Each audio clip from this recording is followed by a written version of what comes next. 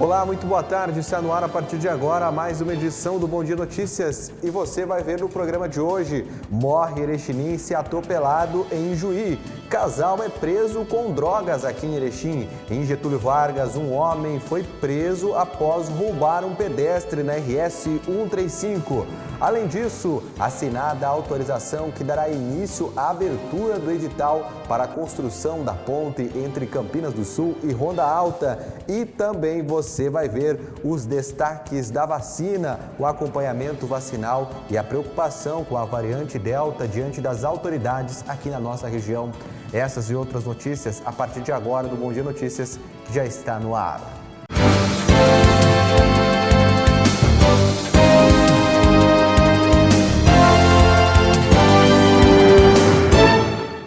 Boa tarde, meu amigo. Boa tarde, minha amiga. Obrigado pelo carinho da sua audiência. Você que nos acompanha de segunda a sexta-feira com as notícias de Erechim e da região do Alto Uruguai aqui com o nosso Bom Dia Notícias.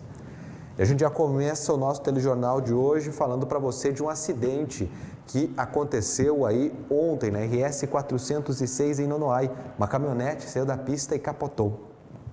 Um acidente de trânsito envolveu uma caminhonete modelo iX35 com placas de Chapecó, Santa Catarina, e uma carreta com placas de Campinas do Sul, na RS 406, próximo ao trevo da linha São José, em Nonoai, na tarde desta quinta-feira.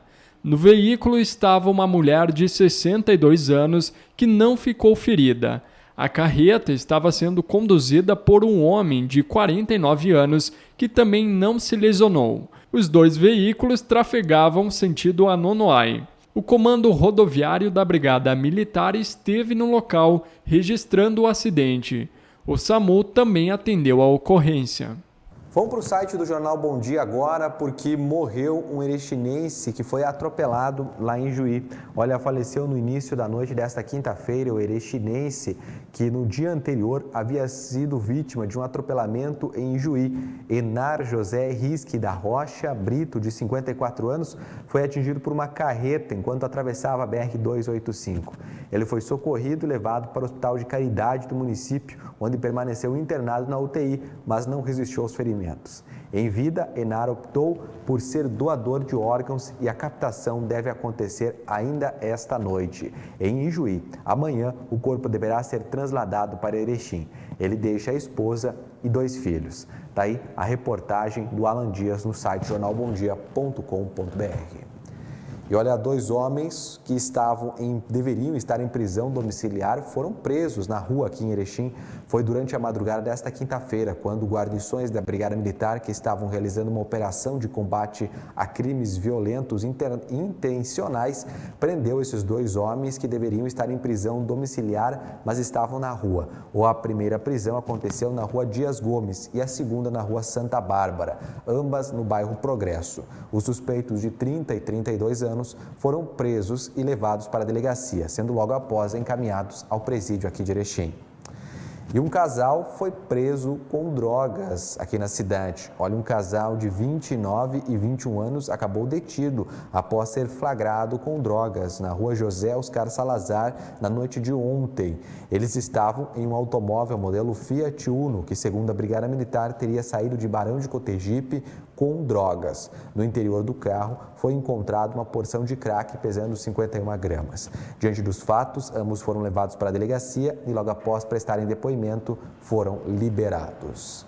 Também um homem foi preso por roubo lá em Getúlio Vargas. Olha, foi durante a noite da última quinta-feira, quando a Brigada Militar foi chamada para atender uma ocorrência de roubo a pedestre na RS 135 lá em Getúlio Vargas.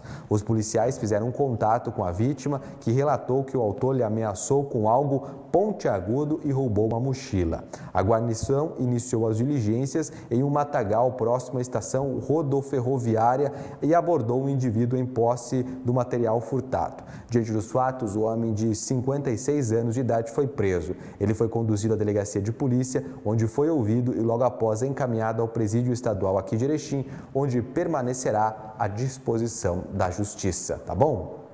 Muito bem, meu amigo, muito bem, minha amiga. Agora tem um recado importante para você que está nos acompanhando, é da Limpsim. Você sabia que a primeira impressão é a que fica? Olha, atender bem seus clientes desde a chegada na portaria ou na recepção, encontrando um ambiente limpo e higienizado, além de organizado, são itens fundamentais em qualquer negócio. E para te ajudar, a Limpsim Limpeza e Zeladoria conta com uma equipe de multitarefas especializada em solucionar demandas pontuais em empresas, prédios, condomínios e clínicas. A Limpsim Limpeza e Zeladoria conta ainda com serviços de limpeza para condomínio, empresas, portarias, atendentes, telefonistas, recepção, jardinagem, copeira, zeladoria e a limpeza de conservação.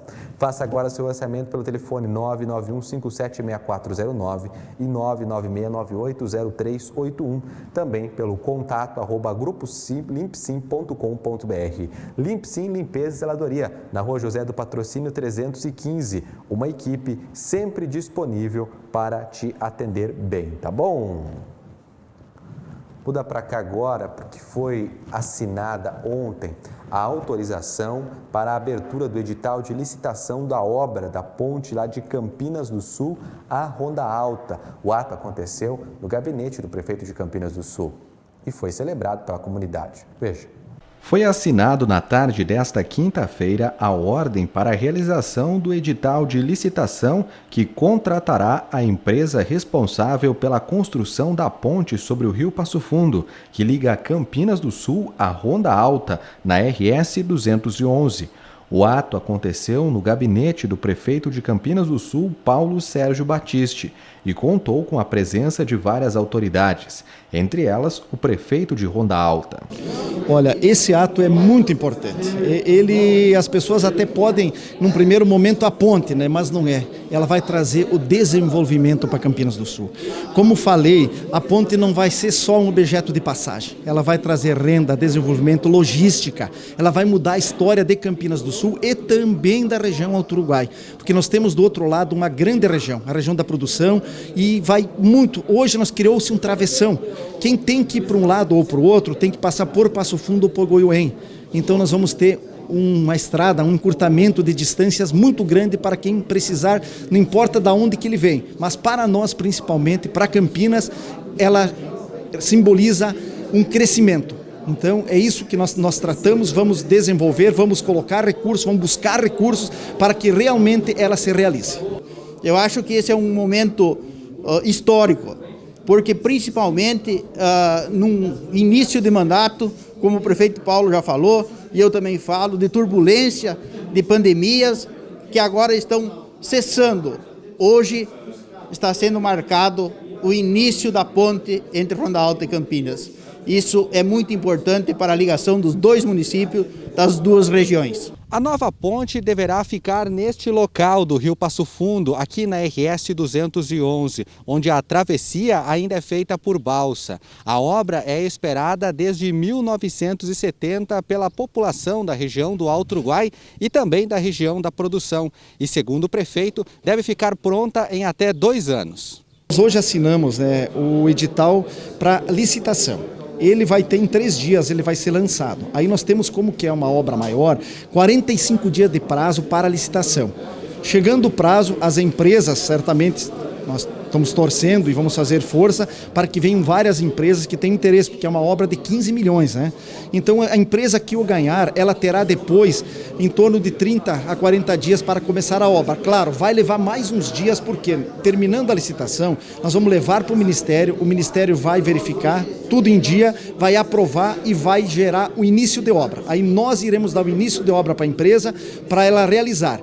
No processo de construção da ponte, ele prevê 14 meses, seria uma ponte rápida, tá? Mas vamos pensar de repente em 2 anos, né? A gente não também, porque isso depende do tempo, do clima, de uma série de fatores, né? Então nós acreditamos que em 2 anos, enfim, dentro da nossa administração, a ponte será entregue para a comunidade regional. O anúncio foi celebrado principalmente pelos motoristas que usam diariamente o trajeto e precisam pagar para utilizar a balsa. Principalmente a questão do tempo, né? Eu faço quase 15 minutos que eu estou aguardando aqui. A questão de custo também vai baratear um pouco, né? Principalmente isso, tempo, custo, basicamente isso. Seu Paulo, que trabalha como pintor e passa 2 vezes por semana por aqui, lembra que a obra também deverá melhorar a qualidade de vida dos moradores das 2 regiões. Olha, esse trecho da ponte aqui é muito interessante aqui para o comércio da nossa grande região. Aqui é muito importante mesmo. Isso aqui já deveria ter saído há muito tempo, né? Isso aqui é um elo que vai unir aí o município de Campinas, Ronda Alta, e aqui o trânsito é bastante, né? É bastante intenso, assim, né? Estados e municípios darão apoio à Lei Maria da Penha. Veja como isso vai acontecer na reportagem. Do dia 20 de agosto ao dia 20 de setembro, serão promovidas ações para qualificar o atendimento às mulheres vítimas de violência, reforçar o cumprimento de medidas protetivas e conscientizar a população sobre a importância de denunciar as agressões. Além das polícias civis e militares de todos os estados e do Distrito Federal, vão fazer parte da força-tarefa os Conselhos Nacionais de Justiça e do Ministério Público. A violência contra a mulher é uma violência que alcança a todos.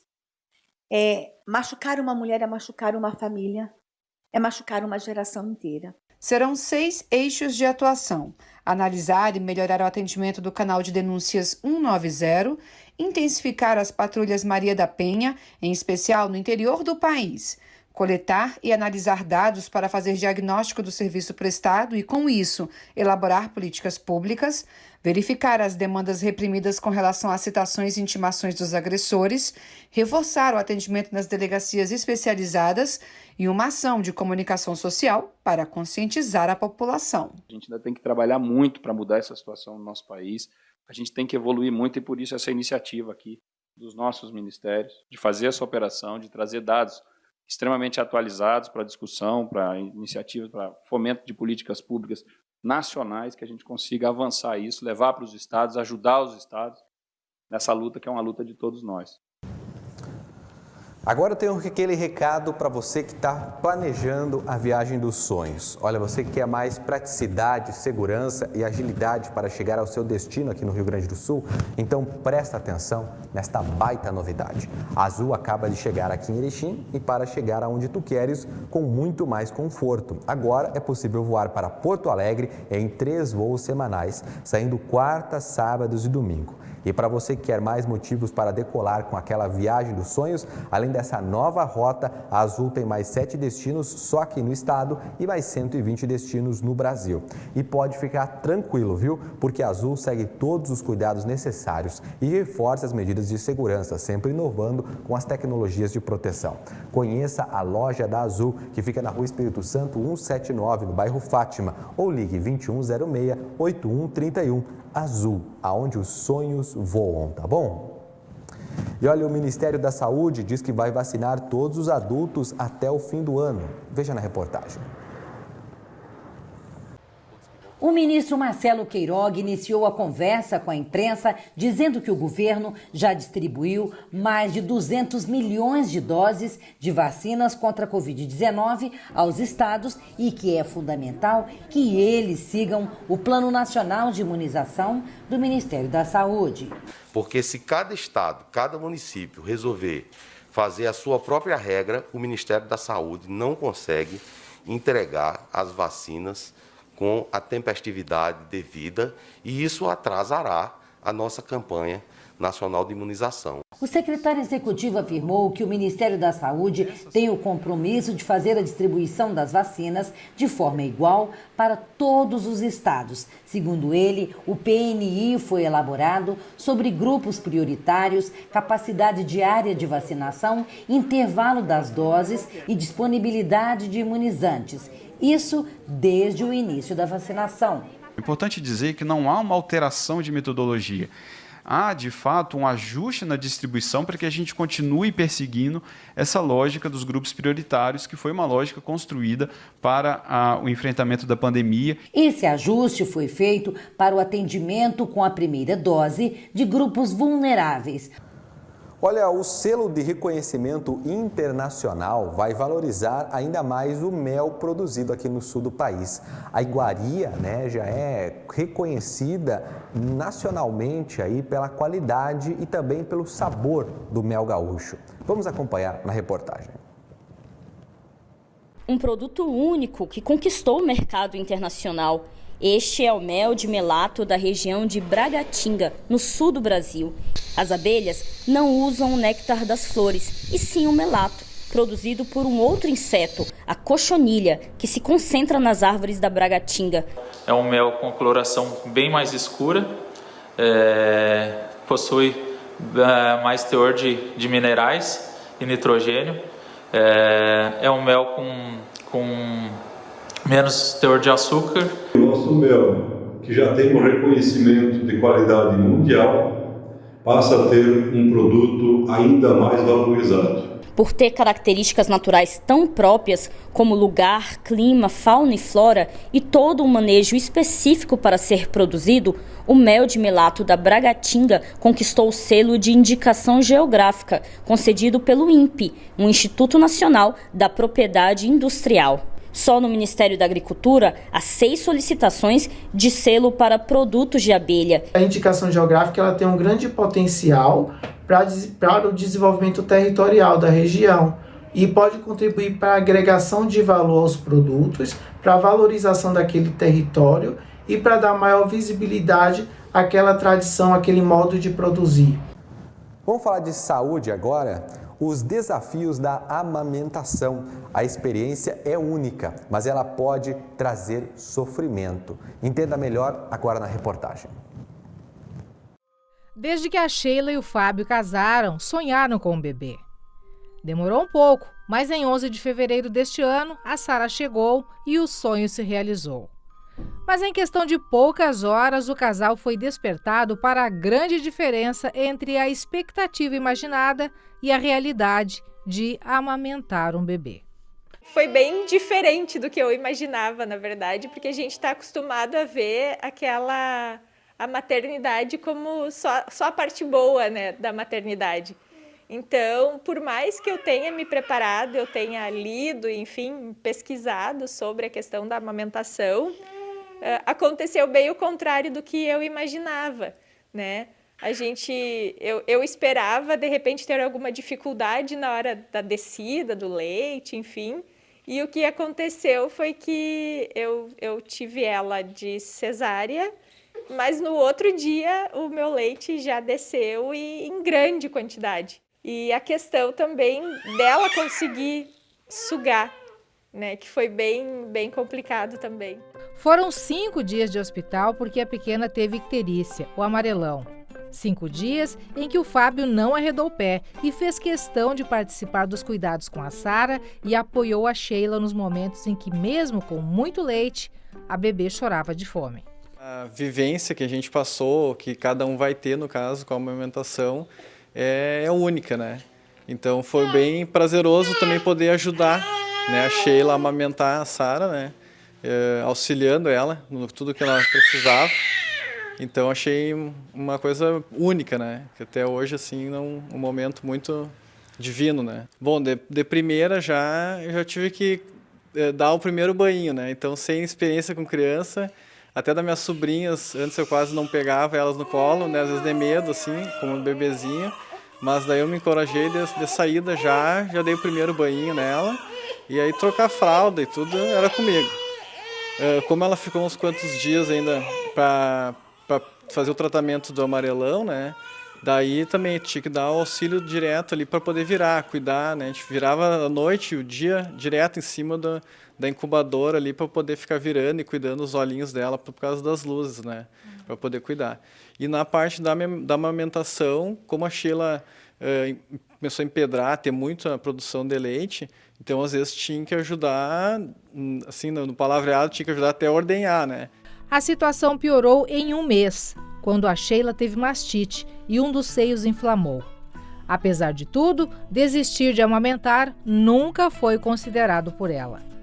Eu não pensei em desistir, tanto que a gente chegou a dar mamadeira para ela, acredito que umas 2 ou 3 vezes, E eu dava aquela mamadeira assim, chorando, porque eu pensava, meu Deus, mas eu tenho tanto leite, como que eu vou colocar, vou dar uma mamadeira para ela, né? Então, até quando eu tive a mastite, o meu maior medo, apesar da dor e tudo, o meu maior medo era ter que parar de amamentar. A Adriele também tem o que contar sobre a experiência de amamentar 2 filhos. Há 9 anos foi o Davi, o primogênito, que apesar das dificuldades, ela conseguiu amamentar por quase 2 anos. Pessoas falando, né, que eu não ia conseguir, que meu leite era fraco, pedindo para introduzir a mamadeira. Tive bastante fissuras também, porque eu introduzi o bico, né, artificial, que é um dos motivos de desmame. E também tive a falta de conhecimento, né, no geral, não é que tem hoje em dia, que a internet é rica em informação, que tem profissionais hoje específicos para ajudar a mãe nesse sentido, né. Então, eu senti bastante isso, mas eu fui bastante resistente. Não sei, eu queria muito amamentar, mesmo não tendo o conhecimento que eu tenho hoje, né, que eu adquiri através dos profissionais. E fui na sorte mesmo, sabe? Fui mais na sorte. Hoje eu consigo ver que foi mais sorte mesmo em ter conseguido até 1 ano e 9 meses. 7 anos depois, quando o Antônio chegou, a Adriele estava ainda mais convicta e segura sobre amamentá-lo. Além da experiência com o Davi, ela buscou mais informações e assessoria de profissionais. Fisicamente, como é que foi amamentar o teu segundo filho? Teve alguma dificuldade mais pontual? Não muita dificuldade pontual, assim, mas foi sensibilidade mesmo, né? Porque é um bebê sugando o seio, mas logo com a ajuda do profissional capacitado eu consegui recuperar de boa, consegui amamentar ele exclusivamente até os 6 meses. Ele começou a introdução alimentar e depois disso livre demanda até hoje, quando ele quer e a hora que ele quiser. Tem um limite para essa livre demanda? Não tem limite. Por enquanto está bom para nós. Vai indo. Tá tranquilo? Tá tudo tranquilo, aham. Enquanto a mãe conversa, o Antônio só observa, quase sempre no colo. Um comportamento parte da forte relação entre eles, que a Adriele atribui à amamentação. E a certeza de que ele tem ali a segurança do alimento dele a hora que ele quer, quando ele quiser. E também pontuar que o leite materno ele não é só alimento, ele não é só a nutrição, né? Ele tem o amor, o carinho da mãe, o aconchego. A Larissa concorda. Esse painel na sala dela mostra somente alguns atendimentos realizados na missão de enfermeira obstetra e consultora em amamentação. Para que as mães não sejam surpreendidas, a recomendação dela é que busquem informação. A gente sonha, a gente procura, a gente vê sobre a amamentação e normalmente quando a gente procura sobre isso é lindo. É bonito, é uma imagem linda daquela mãe plena amamentando e nem sempre é assim, né? A gente sabe que a amamentação tem vários desafios, nem sempre ela vai ser linda e eu digo que a importância maior dela é a gente estar trabalhando toda essa parte de como eu vou me preparar para a amamentação, né? Então isso é bem importante no sentido de que existe uma preparação toda específica, informativa para a amamentação, para que a gente não chegue lá naquele momento e se depare com algumas situações que acaba desestimulando. Há 6 anos, né, eu atendo bastante clientes, e em 6 anos eu tive 6 clientes que não tiveram nenhum problema com a amamentação. Então, é um percentual muito baixo mesmo de cliente não ter nada com a amamentação. Então, a gente procura toda essa parte informativa mesmo para que a gente não sofra tanto no momento que a gente se vê com a realidade. Principalmente os machucados, né, as fissuras mamilares que a gente chama. E o que a gente vai estar sempre orientando e enquanto profissional a gente vai estar atento, principalmente a pega e posição, né? Algo que a gente vai estar atentando, como que esse bebê está posicionado para mamar, como que está a boquinha dele no seio da mãe, como que ele está mamando, como que ele deglute. Então, a gente pede principalmente esse ajuste. O que eu vou estar evitando, o que eu posso fazer de dica, né, para vocês que estão nos assistindo, o que eu posso trazer de dica para que a gente não tenha, digamos, essas fissuras, esses machucados, que é o que mais acontece na amamentação. É esse ajuste do bebê correto, né? Colocar ele para mamar de forma correta, colocar ele bem alinhado com a mãe, bem ajustado com a mãe e saber como que está a boquinha dele, né? Saber se ele está pegando bem, proporcionar uma boa pega para que ele tenha uma boa extração de leite. Com isso ele ganha peso, com isso ele não machuca a mãe dele e assim por diante. O vídeo da Sara se alimentando prazerosamente é precioso para a Sheila e o Fábio. A pequena hoje está com 6 meses e sabe, aquela rotina tão boa, sonhada por eles, foi finalmente conquistada. Teve vezes que até eu olhava lá no hospital para a Sheila assim, e eu tinha dó dela porque parecia que ela ia dizer assim, ó, chega, não quero mais. Mas ela foi ali, lutou, foi bem persistente, né? Então a amamentação não é tão simples às vezes como o pessoal acha, que vai nascer a criança e larga a criança nos braços da mãe e ela vai conseguir amamentar, né? Então no início para nós foi mais complicadinho um pouco, mas graças a Deus deu tudo certo.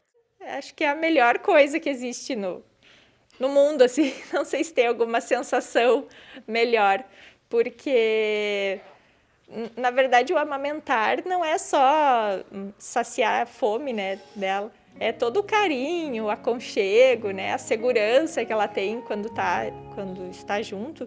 Então, é muito bom tu ter esse contato assim. Eu acho que a gente já ouviu isso um pouquinho antes, né? E olha que a Sheila e a Adriele nem se conhecem. Em comum, as duas são mães.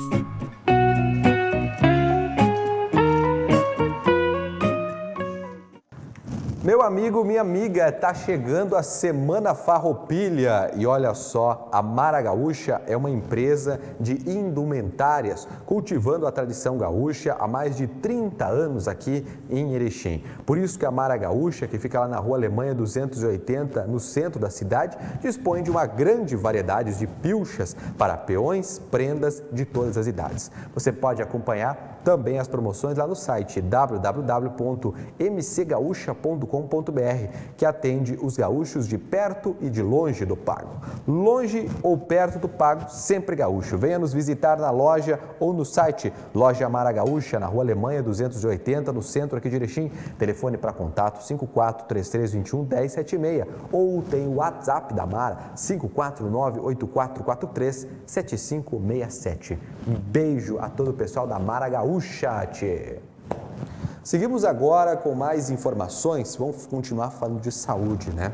Olha, o prefeito aqui de Erechim, Paulo Polis, alertou ontem sobre o aumento da variante Delta aqui no estado e principalmente a preocupação. Vamos ver a fala do prefeito. Olá, pessoal. O assunto é muito importante e urgente. Hoje de manhã, no grupo técnico que trata do Covid em nível regional, foi falado sobre a variante Delta. O tema hoje foi variante Delta.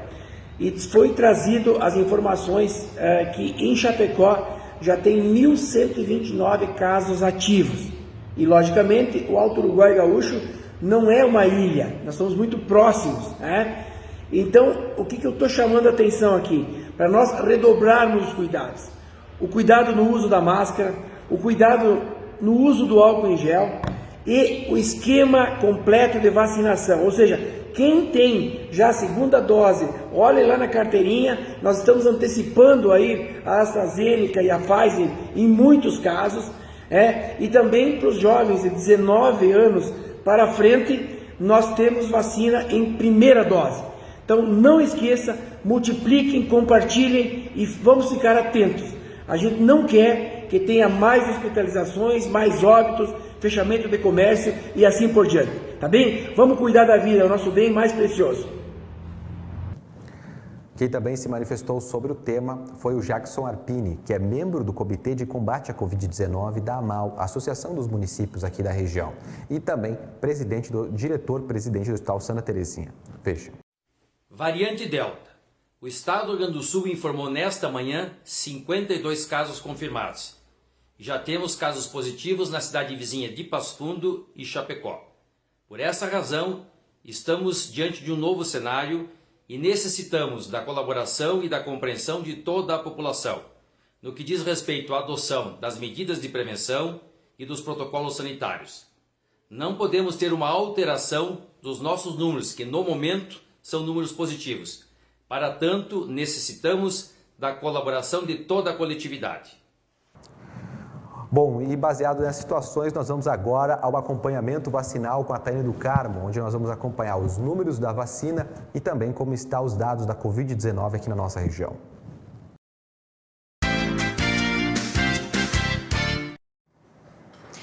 Muito bem, e agora nós vamos ao acompanhamento vacinal aqui de Erechim. Já iniciamos te contando quem se vacina nesta sexta-feira. São pessoas com 19 anos de idade completos ou mais que já podem se imunizar contra a Covid-19.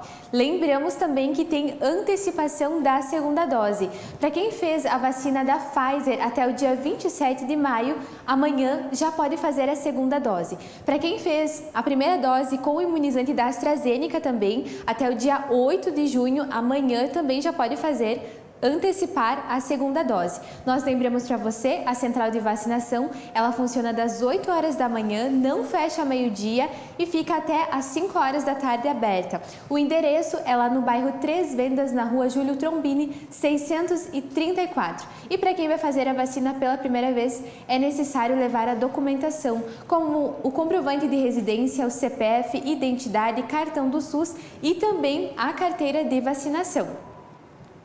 Bom, agora falando sobre como está a situação da doença aqui em Erechim, nós temos o boletim coronavírus que foi atualizado até às 13h30 da tarde desta quinta-feira, onde informa casos confirmados desde o início da pandemia, 14.647, recuperados 14.396, casos ativos 54. Em relação aos óbitos, também desde o início da pandemia, 197. Falando das hospitalizações, temos o total de 13 pessoas hospitalizadas, que se dividem pessoas de Erechim que estão na UTI São 4 e na unidade Covid 2, de outros municípios, mas que estão hospitalizadas em Erechim, na UTI São 4 e na unidade Covid 3. Em relação à vacinação, com a primeira dose são 70.752 pessoas imunizadas. Com a segunda dose e dose única, 36.788 pessoas vacinadas. Bom, agora falando sobre a situação a nível estadual, nós temos um outro endereço que informa. Com a primeira dose, são 7.052.816 pessoas vacinadas. Com a segunda dose, 3.271.308. Com a dose única, 294.856, totalizando 10.618.980. Sobre as doses recebidas no estado, temos o total de 12.286.016, que já foram distribuídas 11.626.719. E o total da vacinação no estado corresponde a 91%. Nós lembramos para você mais informações sobre quem se vacina no outro dia e também como está a situação da doença aqui em Erechim e também a nível regional. Você acompanha ao longo da nossa programação. Bom, mudando de assunto, vamos falar de coisa boa, vamos falar de comida, né? Olha, hoje a gente vai mostrar para você uma receita de brigadeiro de pinhão, hein? Que delícia! Veja.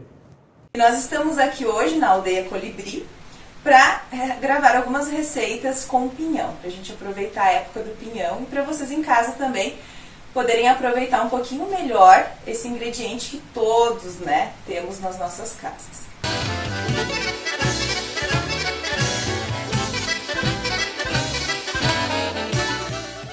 Bom, então agora nós vamos fazer a nossa receita doce com pinhão.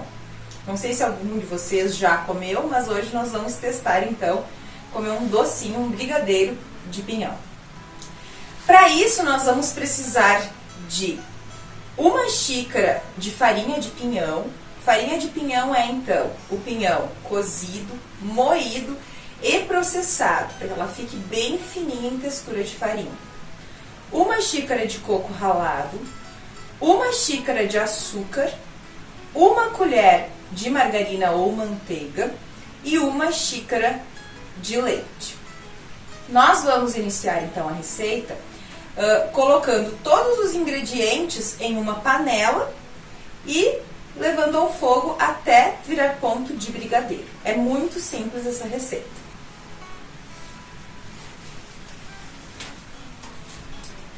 Vamos colocar então a farinha de pinhão,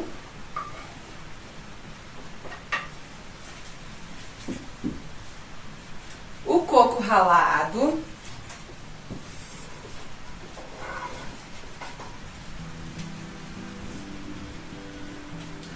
o açúcar,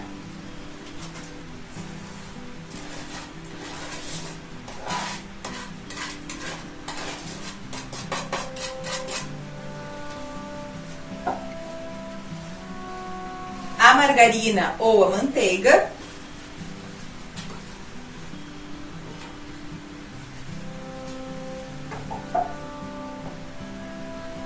E o leite. Agora é só levar ao fogo e deixar ele ferver até ficar em ponto de brigadeiro, que é aquele ponto desgrudando da panela.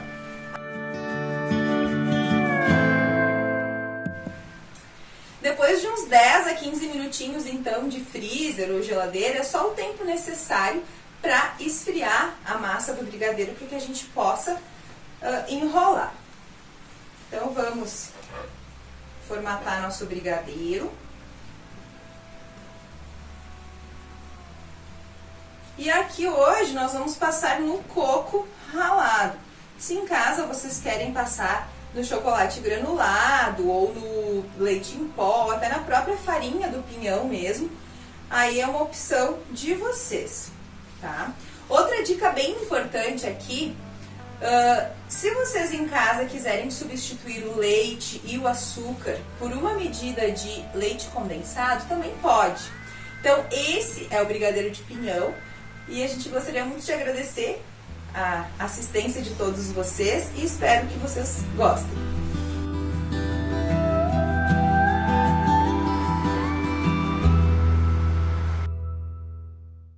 Muito bem, meu amigo, muito bem, minha amiga. Agora tem o recado da Solar Imóveis. Você que está pensando em comprar, vender ou alugar um imóvel, a Solar Imóveis é uma imobiliária de confiança e qualidade. E ela tem sempre as melhores opções para quem quer uma casa maior, um apartamento com mais espaço, ou local ideal para a sua loja, o seu escritório e, por que não, a sua indústria. Visite agora mesmo a Solar Imóveis no centro aqui de Erechim, pertinho da Caixa Econômica da 7. Ou então acesse o site, viu? solarimóveis-rs.com.br. Só no site da Solar você vê as fotos e as condições de pagamento e a documentação necessária. Tudo o que você precisa saber na hora de comprar, vender ou alugar o imóvel. Não perca tempo, viu? Compra, venda e locação de imóveis é na Solar Imóveis. Nós vamos para o intervalo do Bom Dia Notícias e na sequência a gente volta com mais destaques. Não saia daí. Alô, nosso povo caipira de Erechim, Alto Uruguai. Eu sou o Jordano, apresentador do programa 100% Caipira, e eu estou convidando você para assistir o nosso programa todos os sábados, às 8 da noite, aqui pela TV Bom Dia. Você é o nosso convidado. O povo admira, fizemos o que amamos, enquanto for vivo vamos ser 100% caipira.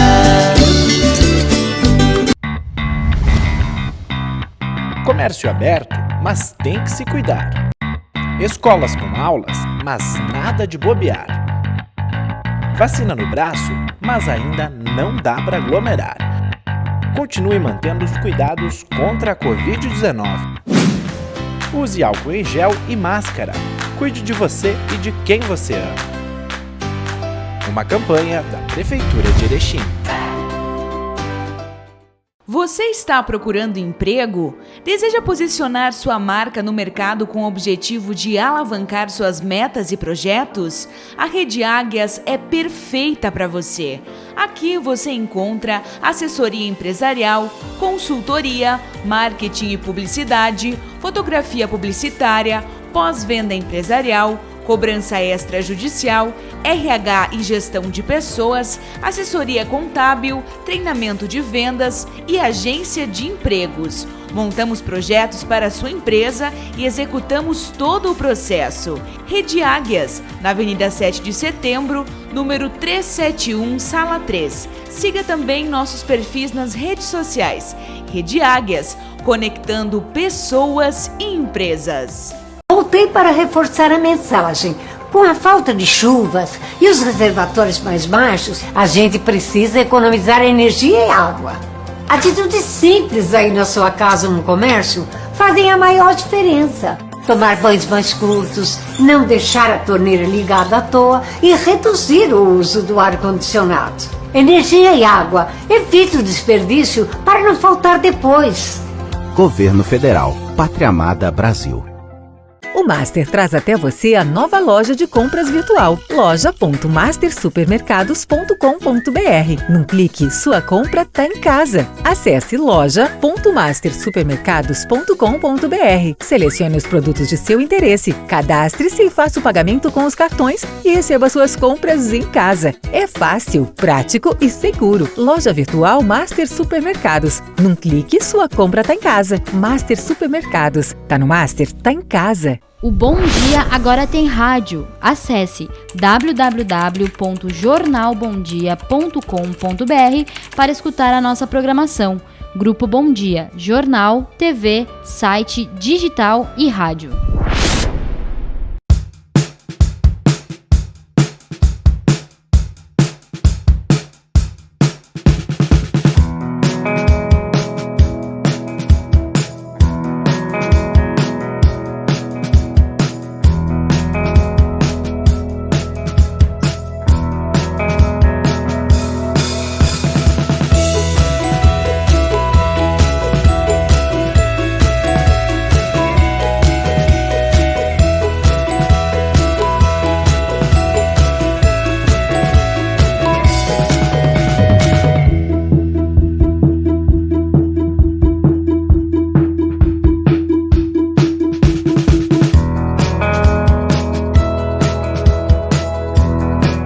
Envelhecer com dignidade é um direito de todo ser humano. Muitos idosos sofrem vários tipos de violência. Violência física, psicológica, financeira, abandono, negligência. Violência contra o idoso é crime. As penas podem chegar a 30 anos de prisão. Denuncie. Ligue para o Disque 100. Abra seus olhos para a violência contra a pessoa idosa. Conheça as academias do Sesc, diversas modalidades para todos os públicos e para treinar onde você quiser ainda temos academia online. Acesse sesc-rs.com.br/academias. Sesc, a força do sistema Fecomércio ao seu lado. Vovó, a senhora já tomou a segunda dose da vacina da Covid-19? Faltam só 2 dias. Quando chegar a sua vez, tome a segunda dose. Faça como eu. Não deixe para depois. Reforce a sua proteção. Isso é muito importante. Assim você protege a sua família, a sua renda e o Brasil. E continue se cuidando. Use máscara, lave as mãos, mantenha a distância segura e os ambientes ventilados. Brasil unido por uma pátria vacinada. Ministério da Saúde, Governo Federal.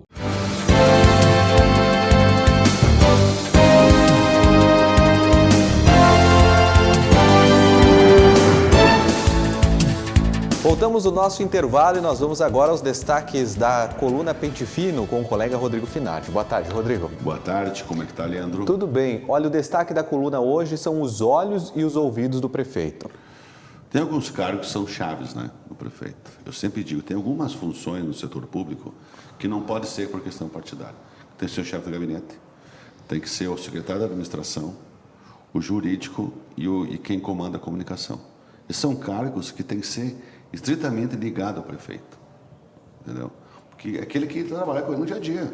Por isso, secretaria, mas esses são aqueles que têm que ser 100% do prefeito para a coisa funcionar. E nessa toada foi colocado o Marmitini com uma extrema confiança de Polis na questão de chefe de gabinete com o status de secretário-geral de governo. Então ele é mais que os demais secretários. Então ele passa a ser os olhos e ouvidos do prefeito em todos os problemas do município. Ele tem a, digamos assim, ele tem essa deliberação do prefeito, ele pode fazer, sem falar com o prefeito.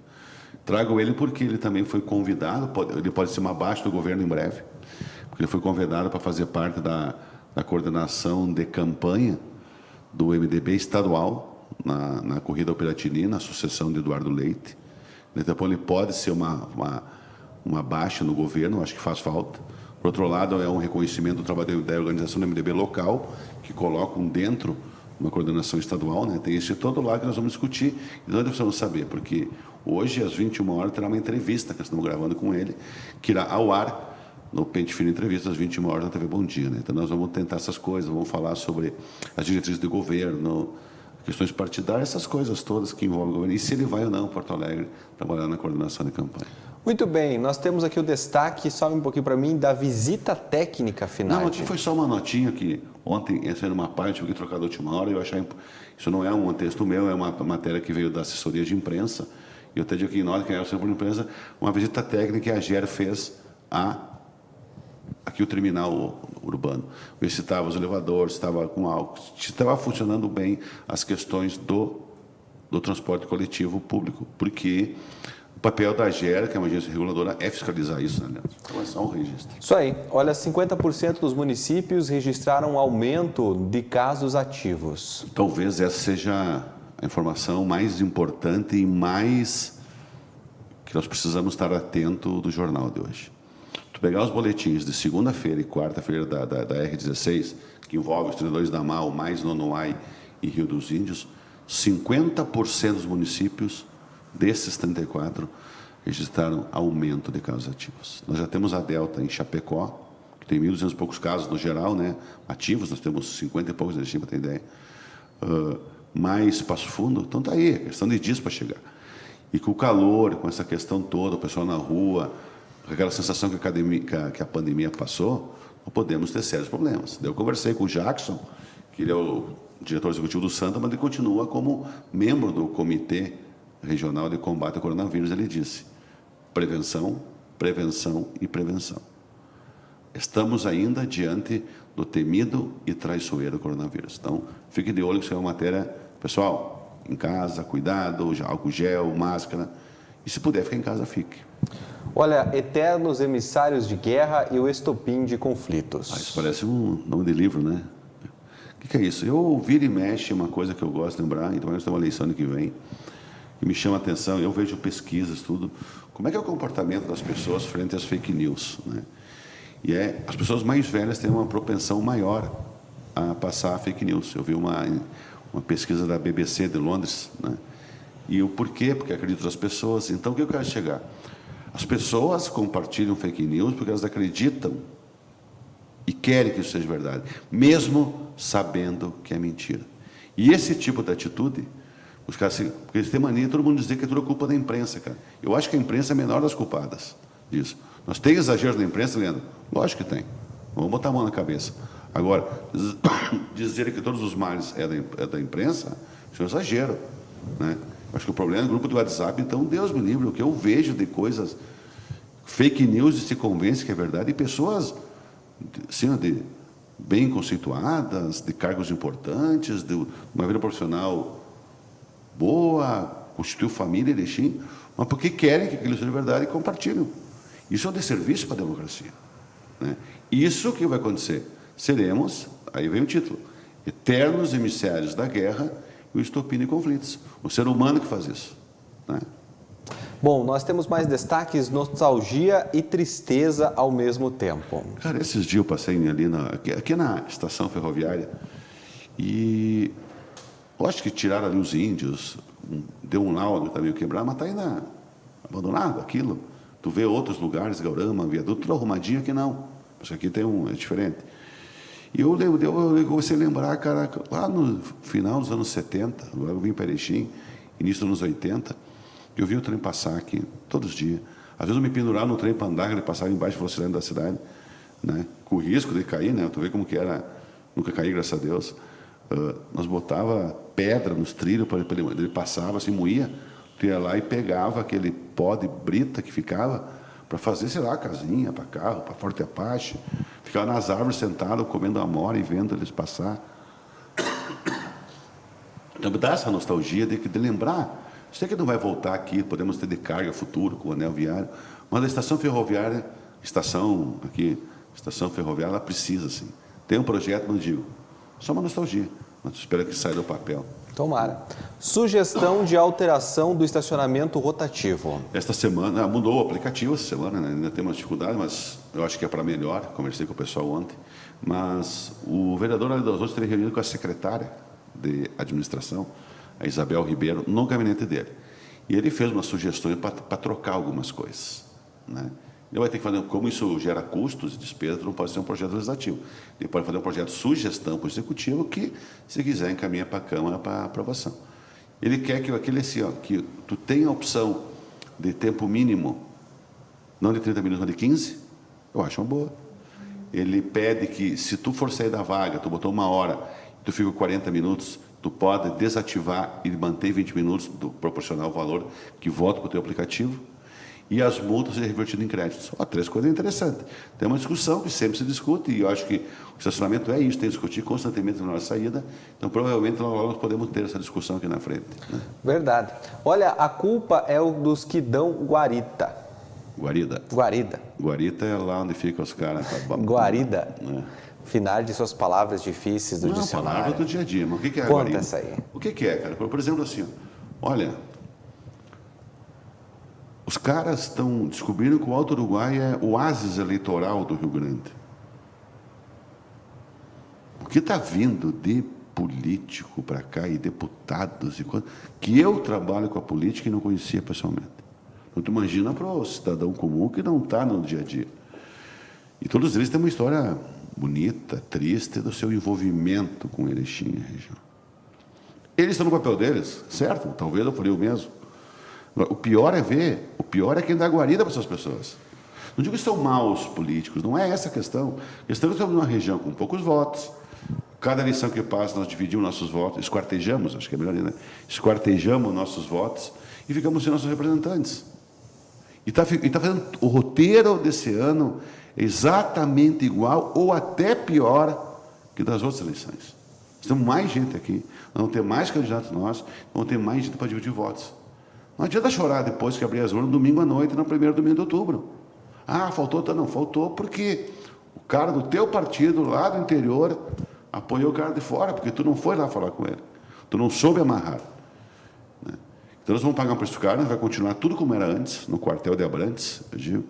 Então, eu não vejo a região se mobilizando, não vejo entidades se posicionando, né, pela importância do voto regional. E depois vamos chorar, as pitangas, vamos lá com piso para Brasília, os meninos do paletó, aquele termo que eu cunhei, vamos lá, os meninos do paletó vão para Brasília, atrás do negócio assim. E vai ser assim. Como estão construindo, será assim que irá acontecer e nós vamos esperar. E ainda bem não passou o distritão, senão nós estávamos mais ferrados ainda, né?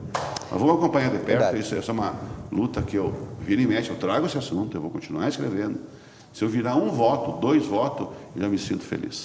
Tá aí, a coluna Pente Fino, da Mais Lida no impresso e no digital. Quer falar essa última de baixo aqui? Não, aqui é só ontem, eu errei o ano. Tá, só uma atualização? Não, é só uma coisa que ontem eu botei que em 2022 seria o PT no acordo da Câmara, mas na verdade é 2000, ano que vem o PSB. O PTB no outro, o PT no outro. Só que eu acho que não vai chegar a vez do PT, que com a vinda do PSDB, eu acho que o acordo cai por terra. Vamos aguardar. Obrigado, Finage. Bom fim de semana. Vamos agora ao comentário do Igor Miller. Te liga, opinião, você também vê aqui.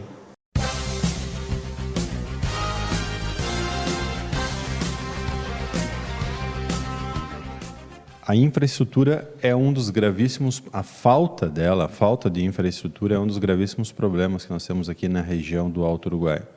Desde acessos asfálticos, eram 11 municípios sem acesso asfáltico, agora são 10. Tem previsão que sejam feitos, até o ano que vem, mais alguns acessos de alguns municípios. Mas, enfim, nós vamos acompanhar para ver se vai acontecer. Já está, inclusive, foi noticiado pelo governo do estado, dentro do seu plano de obras, que isso vai sair do papel. No entanto, existem uma série de outras obras, como duplicação de pontes, que no passado eram feitas com uma via só, exemplo aqui de Erechim mesmo, de saída para Áurea, em Severiano tem exemplos disso. Outras localidades que não tem nenhuma ponte sequer, ou tem uma ponte de madeira, feita pela comunidade, pela municipalidade, há muitos anos, e que precisa ser feito. E alguns municípios já vêm fazendo pontes de concreto, enfim, fazendo uma estrutura moderna para comportar o tráfego agrícola de pessoas, enfim, do dia a dia das pessoas. Então, essa é uma demanda ainda muito presente, muito real do Alto Uruguai. Alguma coisa está acontecendo, mas ainda há muito a ser feito. E os acessos asfálticos, é importante dizer, sem esquecer, a ponte de Campinas agora, o prefeito assinou também, assinou o documento para fazer o edital, abriu o edital de licitação da obra, que é uma reivindicação aí desde a década de 70, desde quando a barragem do Passo Fundo foi feita. O município de Campinas e Ronda Alta foram separados pelo lago da barragem. E ali o fluxo era feito por balsa. Finalmente agora a gente vai ter também o início, talvez ainda nesse ano, o início dessa obra, que é extremamente importante, vai favorecer mais de 100 municípios e um contingente aí de 1 milhão de pessoas pelo menos. Ou seja, é muita coisa. E há muitos anos as comunidades, prefeitos, vereadores, enfim, as pessoas vinham se mobilizando para que isso saísse do papel. Parece que virou realidade agora. Vamos ver se realmente vai se dar continuidade. Então, essa é uma demanda e ainda há muito a ser feito, justamente porque os acessos asfálticos, enquanto em outros municípios, em regiões, na região metropolitana, se fala em modernização do transporte público, com a colocação de trem, entre outras coisas, nós ainda estamos falando e brigando, lutando para conseguir fazer um mísero acesso asfáltico, que é botar pedra no chão e asfalto e para levar um pouco mais de qualidade e para as comunidades que não têm, para as pessoas que precisam passar diariamente, para quem precisa utilizar uma ambulância, para não ter que sofrer para passar ali. Enfim, essa é a nossa pauta ainda. Mas espera-se que, com o tempo e com a mobilização dos prefeitos, que vem sendo forte, é importante dizer isso, os governos do Estado consigam realizar essas obras tão fundamentais para a região Alto-Oeste, para que assim a gente possa se liberar disso e buscar outros investimentos e outros empreendimentos importantes também para a população. Um bom final de semana e é isso aí. Seguimos com o nosso Bom Dia Notícias e nós vamos agora aos destaques do Bom Dia Impresso e Digital com Natan Breitenbach.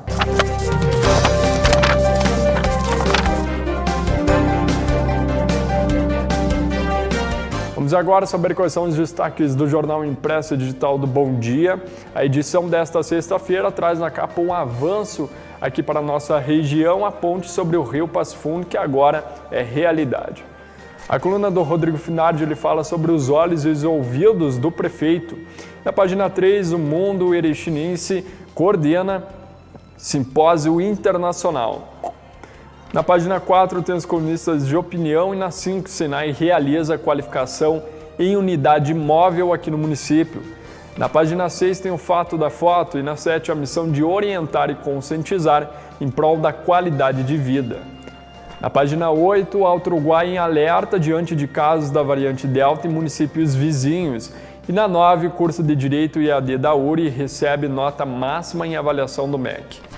Página 10 agora é realidade lá em Campinas do Sul, a ponte sobre o Rio Passo Fundo. Página 11, o caderno de Água e Meio Ambiente está falando aí sobre a reunião do GT Corsan, que reúne gestores de 10 regionais e também sobre os resultados consistentes no trimestre. Página 14, 23 anos de apoio e solidariedade a pacientes oncológicos. Tem os classificados do Bom Dia e na região em Ponte Preta, a pauta é avaliar os programas e benefícios sociais. Na página 20, caderno de variedades. E na 22, em segurança, em Getúlio Vargas, o fogo simbólico chega para as comemorações da Semana da Pátria. E na 23, Marcelino Ramos, Conselho Municipal de Desportos, é reativado e anuncia projetos. Contracapa do Bom Dia, fixo Grilo do Atlântico destaca foco no gauchão. Outras informações podem ser acessadas no site do Jornal Bom Dia, www.jornalbomdia.com.br. Muito bem, vamos falar de esporte agora aqui na TV Bom Dia para você que está nos acompanhando com o Eric Oliveira. Boa tarde, Eric. Tudo bem, Leandro? Chegou a tão esperada sexta-feira. Um abraço para ti e para todo mundo. Vamos começar falando do time de Erechim, o Ipiranga. Tem jogo nesse fim de semana? Tem jogo esse que é decisivo. Joga contra o Botafogo de Ribeirão Preto em um jogo em que o Ipiranga não pode tropeçar. Jogando fora de casa, sim. Claro que isso nós falamos porque o Ipiranga tem uma pretensão, um objetivo muito claro, que é se classificar. Primeiro, segundo, terceiro ou quarto e chegar ao quadrangular final. Vai ser um jogo muito duro, essa equipe do Botafogo está brigando ali, junto com o Ipiranga. Se vier a vencer o Ipiranga, aí sim coloca esse bolo um pouco maior, aumenta esse bolo, porque a pontuação ia ficar muito próxima do Ipiranga e também dos demais. Então é um jogo decisivo. O time do Ipiranga teve um período aí para treinar, para se preparar desde o último jogo que aconteceu lá na sexta-feira, contra o time do Criciúma. Aconteceu na sexta.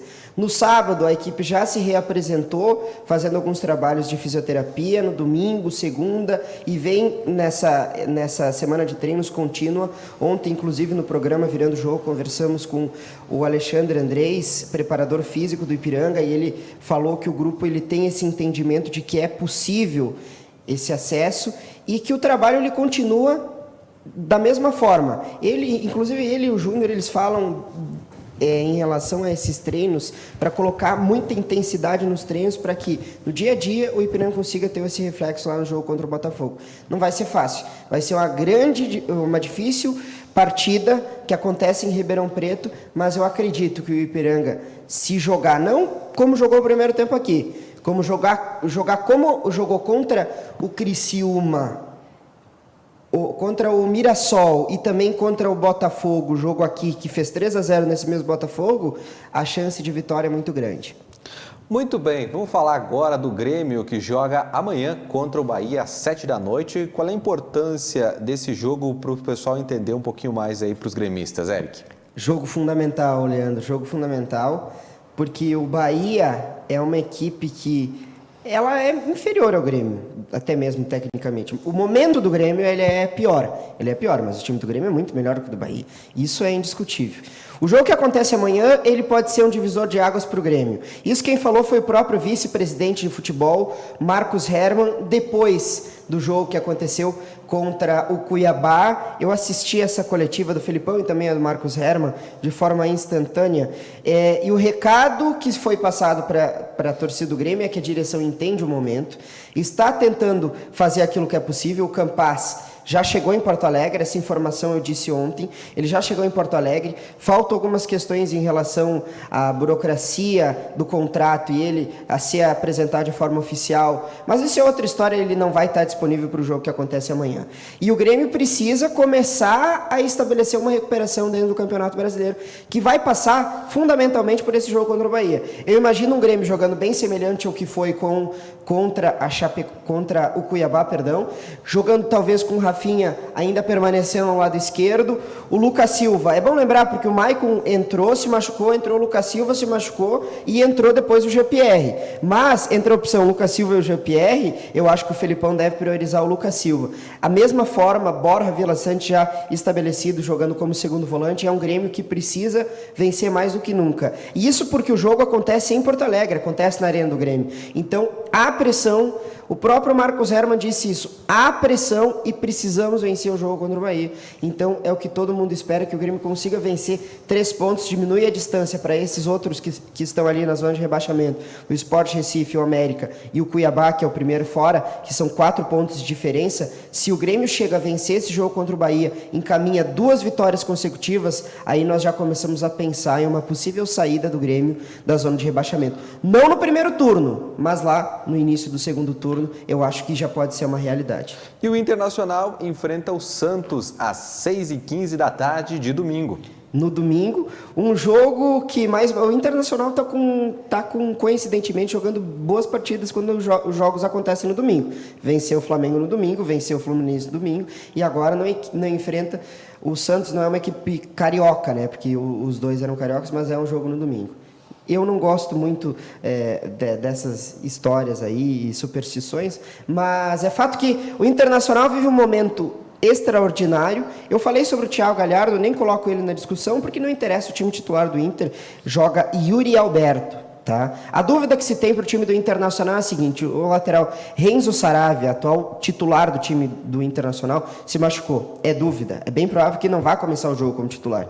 E aí vem uma coisa que o Diego Aguirre, eu já comentei isso inclusive aqui, Leandro, que o Diego Aguirre ele gosta de improvisar zagueiros jogando na lateral. Ele, inclusive, ele não tem medo de ser usado, o Diego Aguirre. Ele coloca jovens para o time titular, ele coloca jovens entre os titulares, ele coloca, como ele fez, por exemplo, colocando o Heitor, que é lateral direito, joga com o pé direito na lateral esquerda. Então isso não tem problema para o Diego Aguirre. Então, no lugar do Renzo Saravia, o pessoal está comentando muito a entrada do Gabriel Mercado, que não foi utilizado na última partida porque o Bruno Mendes ele se estabeleceu e o Inter está com alguns problemas na questão de colocar o limite de estrangeiros. Tem muitos estrangeiros no time, mas nesse sentido o Saravia é estrangeiro. Se ele não for relacionado, coloca Gabriel Mercado. Eu acho que é bem provável que o Diego Aguirre deve jogar nesse esquema com o Gabriel Mercado na lateral direita, um time com Daniel, com Gabriel Mercado, Cuesta e Bruno Mendes na lateral esquerda, Moisés, o meio-campo tradicional com Lindoso, que se estabeleceu junto com o Rodrigo Dourado,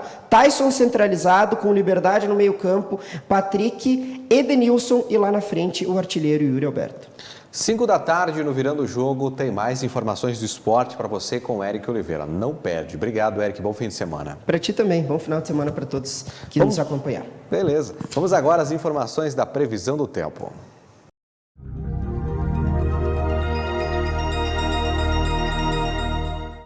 Olá, vamos conferir a previsão do tempo para a região do Alto Uruguai Gaúcho. Esta sexta-feira é de alerta para o ar muito seco na maior parte do interior do país. Este fator impede a formação de nuvens carregadas de chuva e deixa o sol forte o dia todo. Vamos ver as temperaturas. Aqui em Erechim, a mínima será de 17 graus e a máxima de 29. Não há previsão de chuva e a umidade do ar ficará bem baixa, em torno de 18%. Lá em Erval Grande, a mínima será de 19 graus e a máxima de 31. E em Jacutinga, a mínima será de 18 graus e a máxima também de 31. Para mais informações e outros detalhes sobre a previsão do tempo, você acompanha ao longo da nossa programação. E no programa Bom Dia Entrevista de ontem, a Taine do Carmo recebeu um casal de fotógrafos do programa. Isso porque ontem foi o dia da fotografia. Muito legal, né? Vamos rever juntos essa entrevista.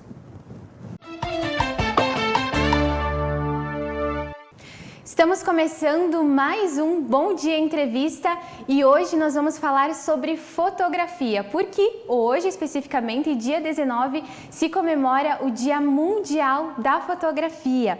A data ela tem o objetivo de reviver o amor pela fotografia, que serve para eternizar momentos, guardar recordações e também contar histórias.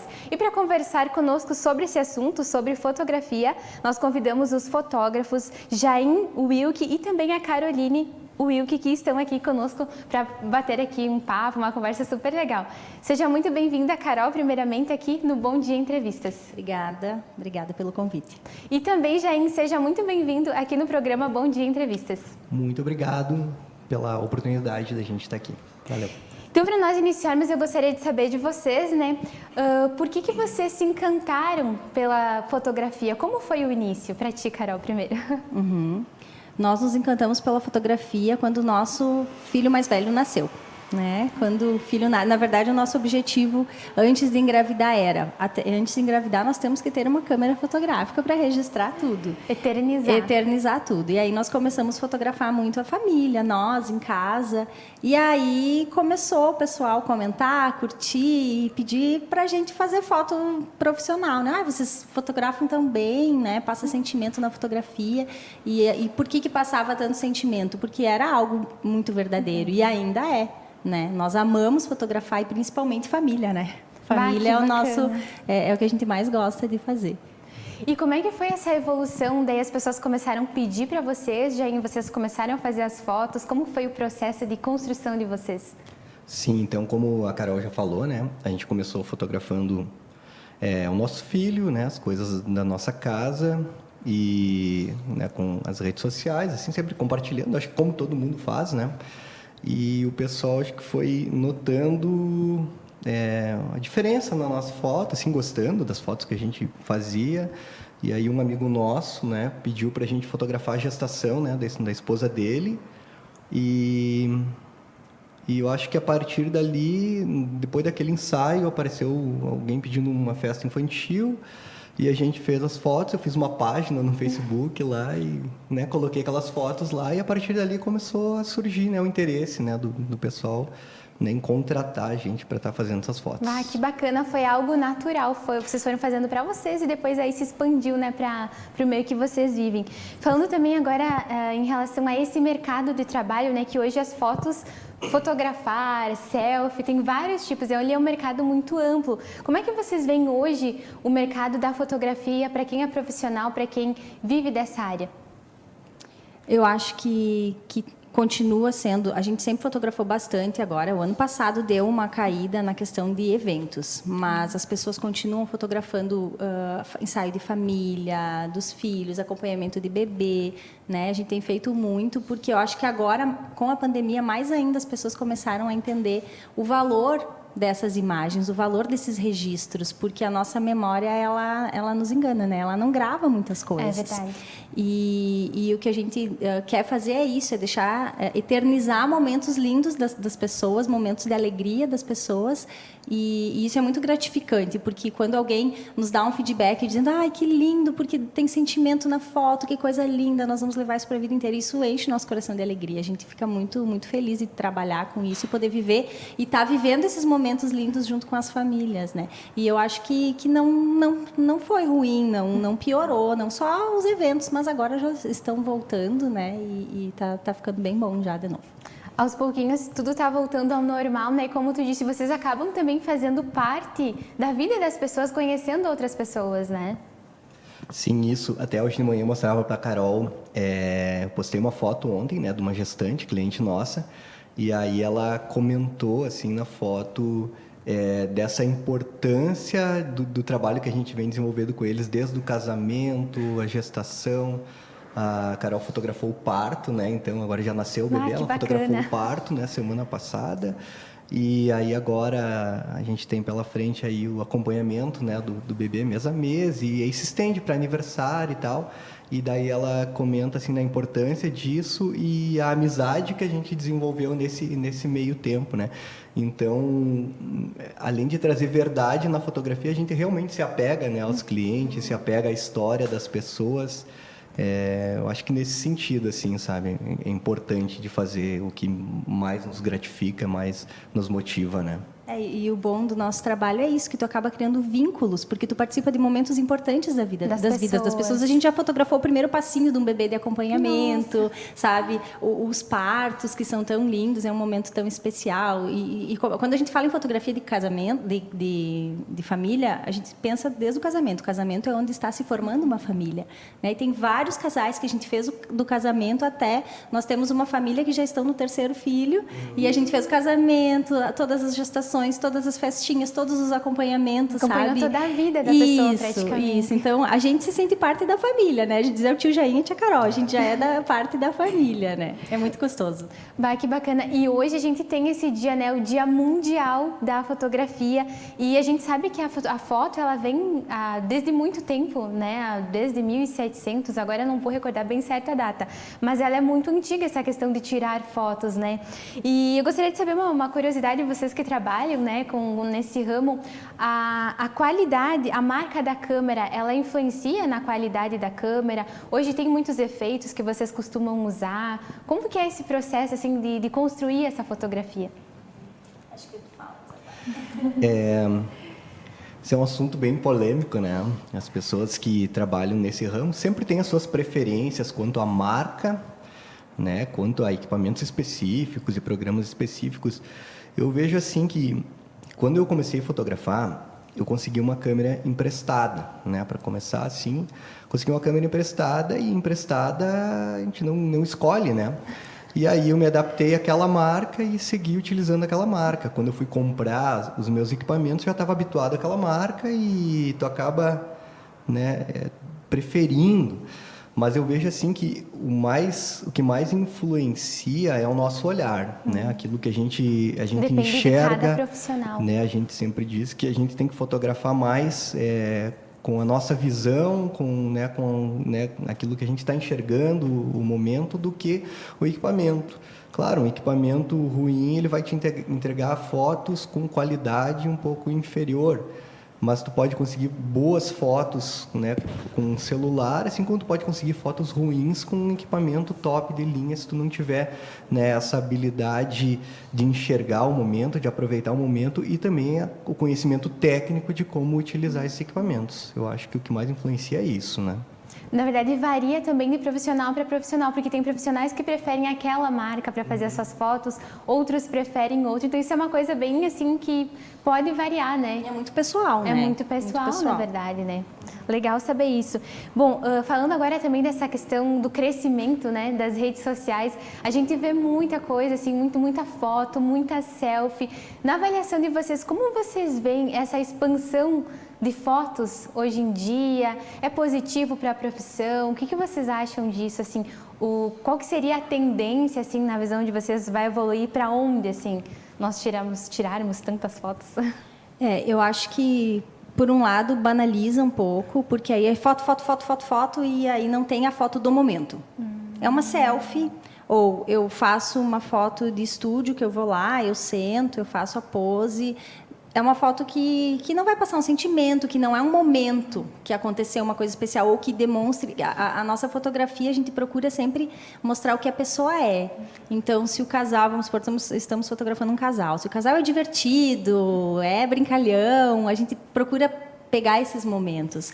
Se o casal é mais sério, mais reservado, a gente procura pegar... Então, contar a história da pessoa. Isso, exato. A pessoa ser quem ela é ali no ensaio. E muitas vezes com selfie, com foto... Até nós, né, em casa, a gente nem costuma muito fotografar em casa. Quando a gente precisa, a gente chama um colega para fotografar a nossa família. Bacana. Sempre. A gente, né, quase todo ano a gente faz um ensaio da nossa família, e cada vez a gente chama um colega diferente para a gente ter... Também porque nós temos várias amizades no meio da fotografia, um pouquinho com cada um, né?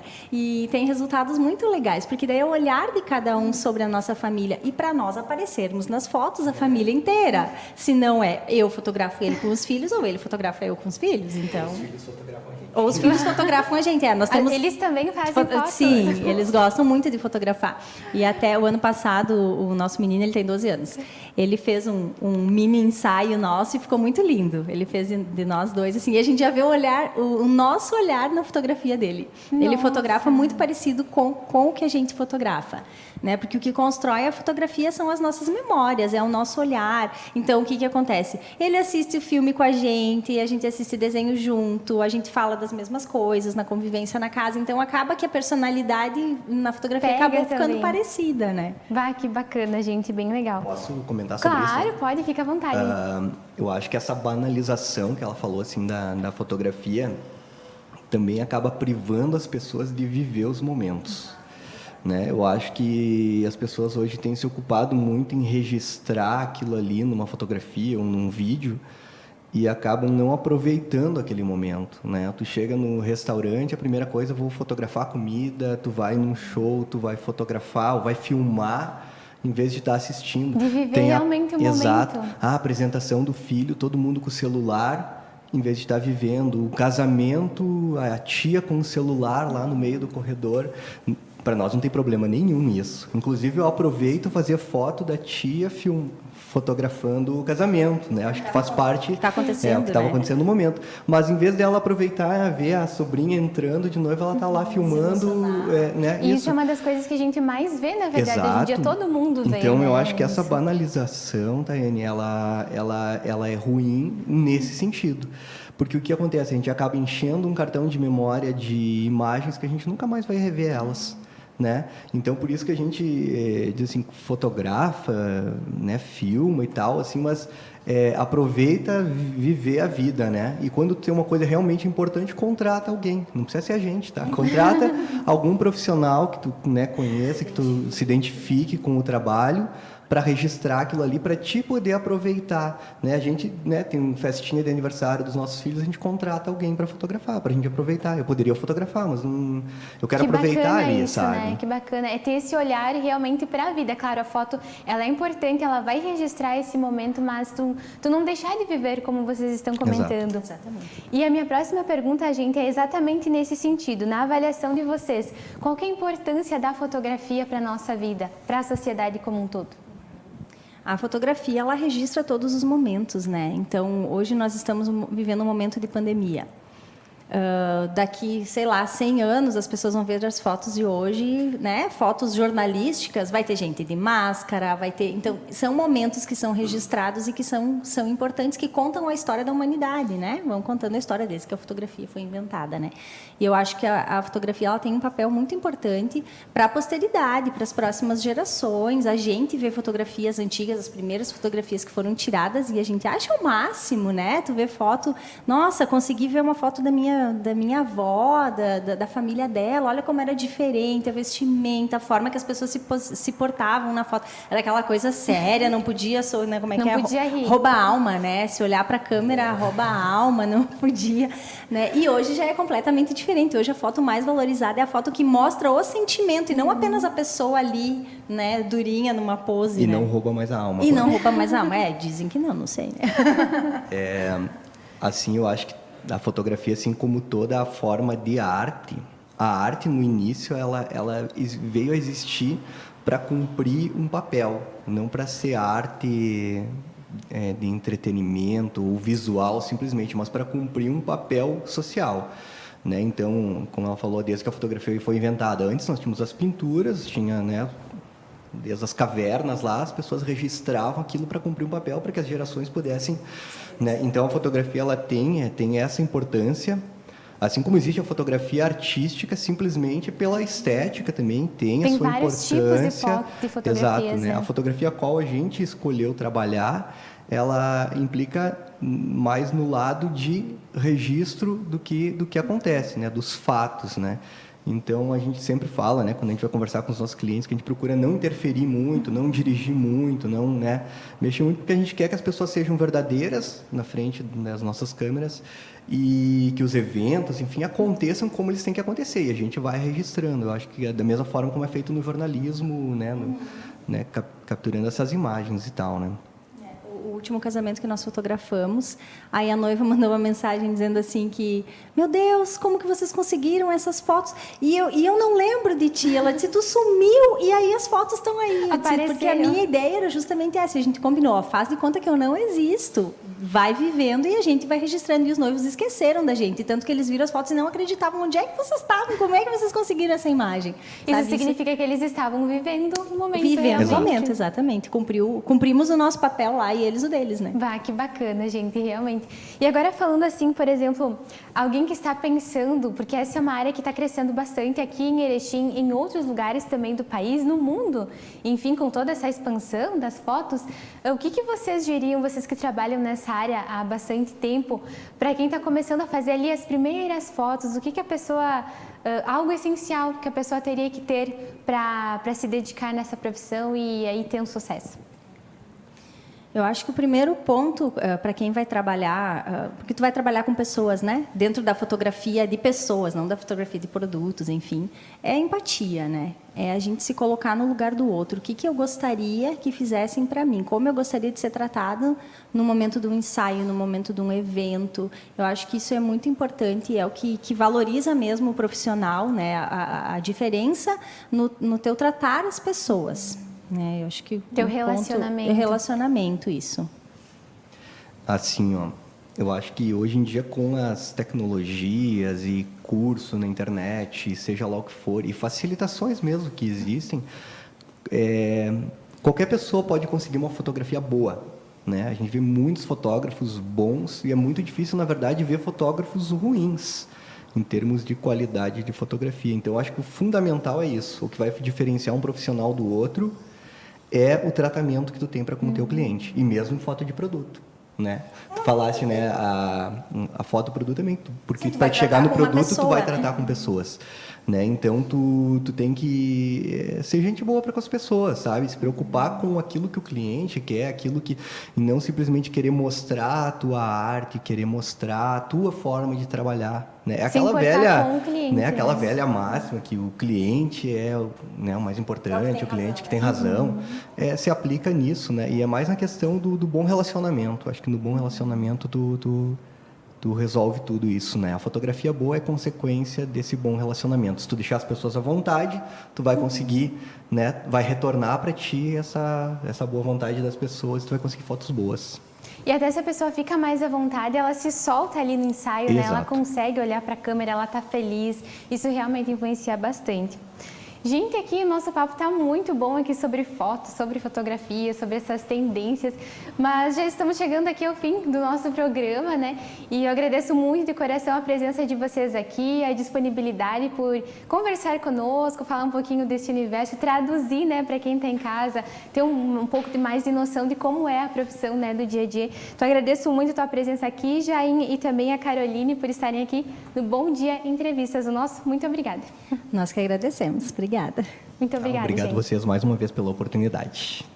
Muito bem, né, gente? Muito legal. Olha, lembrando para você que hoje, sexta-feira, não tem Bom Dia Entrevista, mas fica tranquilo. Às 7 da noite, às 8 da noite, tem o programa Equilibre-se, da Isabel Seaber, falando aí com profissionais da área da saúde, muito importante. E também às 9 da noite é a vez da política, com o Rodrigo Finardi, o programa Pente Fino. Não perca aqui pela TV Bom Dia essa programação especial. Olha, um bom fim de semana para você, tudo de bom. Daqui a pouco, 2 da tarde, tem o Direto na Redação. A gente se encontra por aí. Valeu, gente. Até mais. Tchau, tchau.